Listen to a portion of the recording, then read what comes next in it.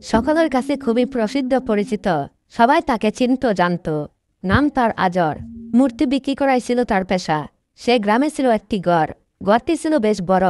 আর সে ঘরে রাখা ছিল অনেকগুলো মূর্তি। লোকেরা সে মূর্তিগুলোর সামনে নিজেদের মাথা ঠুকত, সেজদা করত, যেমনটি করত আজর নিজেও। আজরের একটি ছেলে ছিল, আর তার নাম ছিল ইব্রাহিম। এই ইব্রাহিমই মূলত নবী ইব্রাহিম আলাইসাল্লাম। একদা হযরত ইব্রাহিম আলাইসাল্লামের পিতা আজর যুবক ইব্রাহিমকে ডেকে বললেন, বাবা ইব্রাহিম, তুমি এই মূর্তিগুলোকে বাজারে নিয়ে গিয়ে বিক্রি করে আসো। যুবক হযরত ইব্রাহিম আলাইসাল্লাম তখন অনুবাদ পাননি। তিনি কৌতূহলবশত তার পিতাকে জিজ্ঞেস করলেন, আব্বাজান, এই মূর্তিগুলো শক্তি এবং ক্ষমতা কি? ছেলের মুখে এমন কথা শুনে পিতা আদর বললেন, এই মূর্তিগুলো শক্তি এবং ক্ষমতা হল, এই আসমান জমিন পৃথিবীর সবকিছুই সৃষ্টি করেছেন, এমনকি আমাদেরকেও সৃষ্টি করেছেন। এই মূর্তিগুলো হলো আমাদের ক্ষুধা, তাই এই মূর্তিগুলোর উপাসনা এবং প্রার্থনা করতে হবে। এই বলে আদর সেই মূর্তিগুলোকে একটি ঝুড়িতে ভরে ইব্রাহিম আলাইসাল্লামের মাথায় তুলে দিল। অতঃপর হযরত ইব্রাহিম আলাইসাল্লাম মাথায় করে সেই মূর্তিগুলো নিয়ে বাজারের উদ্দেশ্যে রওনা দিলেন। পথের মধ্যে রাস্তায় যুবক ইব্রাহিম আলাইসাল্লামের প্রস্রাবের তলব হল। তাই হযরত ইব্রাহিম আলাইসাল্লাম মাথা থেকে ঝুড়িটি নামিয়ে রাস্তার একপাশে রেখে প্রস্রাব করতে গেলেন, এবং কিছু সময় পর ফিরে এসে তিনি দেখলেন যে মূর্তিগুলোর শরীর পানিতে ভিজা। এমন দৃশ্য দেখে হযরত ইব্রাহিম আলাইসাল্লাম মূর্তিগুলোকে জিজ্ঞেস করতে লাগলেন, কি ব্যাপার, তোমাদের শরীর পানিতে ভিজা কেন? কিন্তু মূর্তিগুলো তার কথার কোনো উত্তর দিল না। কিছুক্ষণ পর হযরত ইব্রাহিম আলাইসাল্লাম খেয়াল করে দেখলেন যে তার পাশে একটি কুকুর দাঁড়িয়ে আছে, এবং তখনও সেই কুকুরের নিচ দিয়ে টপটপ করে পানি পড়ছে। এই দৃশ্য দেখে হযরত ইব্রাহিম আলাইসাল্লামের বুঝতে আর বাকি রইল না যে এই কুকুরই প্রস্রাব করে দিয়ে এই মূর্তিগুলোর শরীর ভিজিয়ে দিয়েছে। অতঃপর হযরত ইব্রাহিম আলাইসাল্লাম এবার রাগান্বিত কণ্ঠে চিৎকার করে বলতে লাগলেন, কি ব্যাপার, তোমরা নাকি ক্ষুধা এ সুন্দর আকার জমিন সৃষ্টি করেছ, মানুষকে সৃষ্টি করেছ, তাহলে এই সামান্য কুকুরের হাত থেকে তোমরা নিজেকে রক্ষা করতে পারলে না কেন? কুকুর যখন তোমাদের শরীরে প্রস্রাব করছিল তখন তোমরা এখান থেকে দৌড় দিলে না কেন? অথবা কুকুরকে তাড়িয়ে দিলে না কেন? তোমরা কেমন ক্ষুধা, তোমরা নিজেকে নিজে রক্ষা করতে পারো না? এই বলে হযরত ইব্রাহিম আলাইসাল্লাম রাগান্বিত অবস্থায় মূর্তির ঝুড়িটা নদীতে গিয়ে ফেলে দিলেন, এবং মূর্তিগুলোকে নদীর পানিতে চুবিয়ে চুবিয়ে গোসল করিয়ে তাদেরকে সারিবদ্ধভাবে দাঁড় করালো। এরপর হযরত ইব্রাহিম আলাইসাল্লাম সেই মূর্তিগুলোকে বলতে লাগলেন, তোমরা যদি সত্যি ক্ষুধা হয়ে থাকো তাহলে এখান থেকে বাজার পর্যন্ত তোমরা হেঁটে হেঁটে যাবে। আমি সামনে হেঁটে যাব, আর তোমরা আমার পিছনে পিছনে হেঁটে যাবে। এ বলে হযরত ইব্রাহিম আলাইসাল্লাম হাঁটা শুরু করলেন। কিন্তু কয়েক কদম হাঁটার পর তিনি পিছনে তাকিয়ে দেখলেন যে মূর্তিগুলো সে আগের জায়গায় দাঁড়িয়ে আছে। হযরত ইব্রাহিম আলাইসাল্লাম এবারও আরও রাগান্বিত অবস্থায় তাদেরকে বলতে লাগলেন, তোমরা কিসের ক্ষুধা? তোমরা এত সুন্দর মানুষ সৃষ্টি করেছ, জমিন সৃষ্টি করেছ, আসমান সৃষ্টি করেছ, তাহলে তোমরা নিজে নিজে হাঁটতে পারো না কেন? তোমাদেরকে আমি কিছুতেই ক্ষুধা বলে স্বীকার করি না। অতঃপর হযরত ইব্রাহিম আলাইসাল্লাম এবার একটি রশি বের করলেন এবং সবগুলো মূর্তির কোমরে রশি বাঁধলেন। রশির একটি দিক নিজের হাতে রেখে সেই মূর্তিগুলোকে বাজারের দিকে টেনে হেঁচড়ে নিয়ে যেতে শুরু করলেন। বেশ কিছুক্ষণ পর বাজারে পৌঁছে তিনি দেখলেন যে মূর্তিগুলোর অবস্থা খুবই বেহাল। কোনো তার হাত নেই, কোনো তার পা নেই, কোনো তার আবার মাথাও নেই। তারপরও তিনি সেই মূর্তিগুলো বিক্রি করার জন্য বসলেন।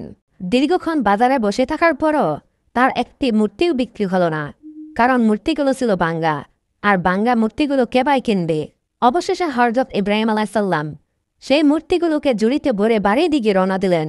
বাড়িতে পৌঁছানোর পর তার পিতা আদর তাকে জিজ্ঞেস করলেন, কি ব্যাপার, তুমি তো একটি মূর্তিও বিক্রি করতে পারোনি?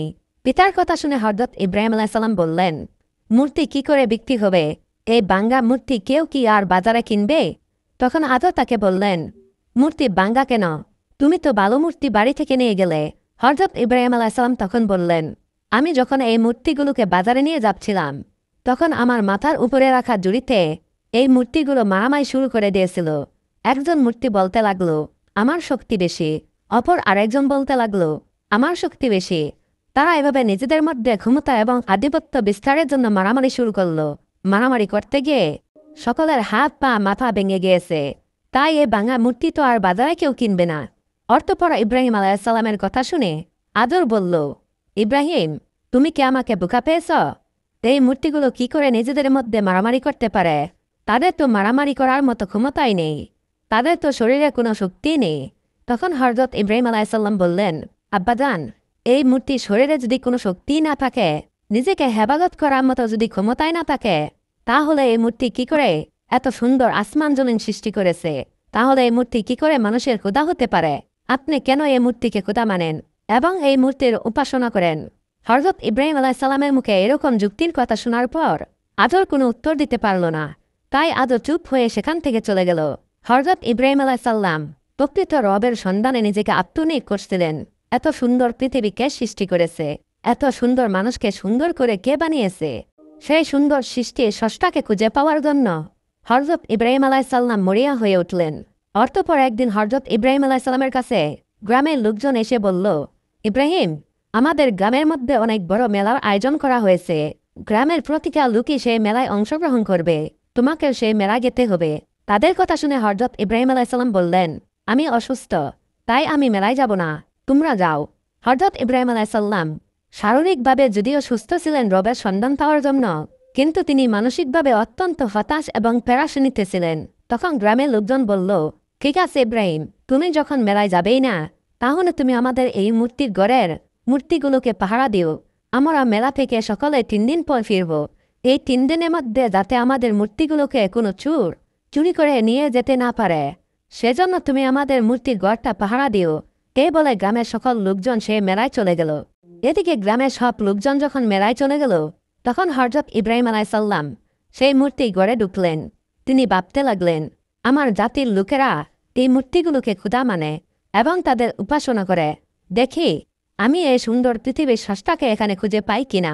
হযরত ইব্রাহিম আলাইহিসসালাম সেই মূর্তি ঘরে ঢুকে দেখলেন সেখানে শত শত মূর্তি রাখা আছে, কোনোটা ছোট, কোনোটা বড় এবং কোনোটার আকৃতি এত বিশাল যা দেখে হযরত ইব্রাহিম আলাইহিসসালাম অত্যন্ত অবাক হয়ে গেলেন। ইব্রাহিম আলাইহিসসালাম খেয়াল করলেন প্রতিটা মূর্তির সামনে ফলমূল এবং বিভিন্ন প্রকার খাবার রাখা আছে। ইব্রাহিম আলাইহিসসালাম খেয়াল করে দেখলেন প্রতিটা মূর্তি হা করে তাকিয়ে আছে। কোনোটার 10টা হাত, কোনোটার 8টা হাত, কোনোটার 12টা হাত, কোনোটা তাকিয়ে আছে বল্লম হাতে নিয়ে, কোনোটা তাকিয়ে রয়েছে বর্ষা হাতে নিয়ে। এক একটা মূর্তির আকৃতি এক এক রকম এবং সেই চিত্রগুলো খুব নিখুঁতভাবে অঙ্কন করা হয়েছে। এবার হযরত ইব্রাহিম আলাইহিসসালাম সেই মূর্তিগুলোকে উদ্দেশ্য করে বলতে লাগলেন, কি ব্যাপার? আমার জাতির লোকেরা তোমাদের ইবাদত করে, তোমাদেরকে পূজা করে, তোমাদেরকে খোদা মানে। তোমরা নাকি এই সুন্দর পৃথিবী সৃষ্টি করেছ, মানুষকে তৈরি করেছ, তাহলে তোমরা এই খাবার খাচ্ছ না কেন? তোমাদের সামনে অনেক রকমের খাবার রাখা আছে, তোমরা খাবার গ্রহণ করো। হযরত ইব্রাহিম আলাইহিসসালাম বারবার এই মূর্তিগুলোকে এভাবে বলতে লাগলেন এবং তিনি নিজের হাতে সে প্লেটগুলো মূর্তিগুলোর মুখের কাছে নিয়ে গিয়ে ধরলেন এবং বললেন, খাবার খাও। তিনি প্রতিটা মূর্তির মুখের সামনে এভাবে প্লেটগুলো নিয়ে গেলেন এবং তাদেরকে খাবার খাওয়ার জন্য বললেন, কিন্তু কোনো মূর্তি খাবার গ্রহণ করল না। তাই হযরত ইব্রাহিম আলাইহিসসালাম এবার রাগান্বিত কণ্ঠে বললেন, তোমরা কিসের খোদা? তোমরা এত সুন্দর পৃথিবী সৃষ্টি করেছ কি করে? তোমরা তো নিজেই চলতে পারো না, তোমাদের নিজেদেরকেই তো মানুষ তৈরি করে, তাহলে তোমরা মানুষের খোদা হও কি করে? তোমাদের সামনে এত সুন্দর খাবার রাখা আছে, সেই খাবার হাত দিয়ে তুলে মুখে দেওয়ার মতো শক্তি তোমাদের নেই, আর তোমরা এই সুন্দর পৃথিবী সৃষ্টি করেছ, এটা আমি কিছুতেই বিশ্বাস করি না। এই বলে হযরত ইব্রাহিম আলাইহিসসালাম একটা কুঠার দিয়ে মূর্তিগুলোকে ভাঙতে লাগলেন এবং শত শত মূর্তি তিনি ভেঙে গুড়িয়ে দিলেন। সেখানে সবচেয়ে বড় যে মূর্তিটা ছিল, সে মূর্তির গাড়ে তিনি কুঠারটা রাখলেন এবং সেখান থেকে চলে গেলেন। অতঃপর 3 দিন পর গ্রামের সকল লোকজন মেলা থেকে ফিরে আসলো এবং মেলা থেকে ফিরে আসার পর তারা পূজা দেওয়ার জন্য সেই মূর্তির মণ্ডপে প্রবেশ করল। কিন্তু তারা ঢুকে হাই হাই করতে লাগলো। তারা চিৎকার দিয়ে বলতে লাগলো, সর্বনাশ, আমাদের সকল মূর্তি তো ভেঙে গুড়িয়ে চুরমার করে দেওয়া হয়েছে। তখন একজন লোক বলল, আমরা মেলায় যাওয়ার আগে ইব্রাহিমকে এখানে পাহারাদার হিসেবে রেখে গিয়েছিলাম, আর আমার মনে হয় সে হয়তো কিছু করেছে। তার কথা শুনে লোকেরা তখন বলল, হ্যাঁ, তুমি ঠিকই বলেছ। অতঃপর তারা ইব্রাহিম আলাইহিসসালামকে সেখানে ডেকে এনে বলল, ইব্রাহিম, তোমাকে না দায়িত্ব দিয়েছিলাম এই মূর্তিগুলো পাহারা দেওয়ার জন্য, তাহলে এই মূর্তিগুলো এই অবস্থা হলো কি করে? তখন ইব্রাহিম আলাইহিসসালাম চালাকি করে বলল, আমি কি জানি, ওই যে বড়টার কাঁধে কুঠার রাখা আছে তাকে জিজ্ঞেস করো, সে হয়তোবা সকল ছোট মূর্তিগুলোকে ভেঙে গুড়িয়ে দিয়েছে, কেননা তার শক্তি বেশি, সেজন্য তার ক্ষমতা সে প্রয়োগ করেছে। হযরত ইব্রাহিম আলাইহিসসালামের কথা শুনে তার গ্রামের লোকজন বলল, ইব্রাহিম, তুমি কি আমাদের বোকা পেয়েছ?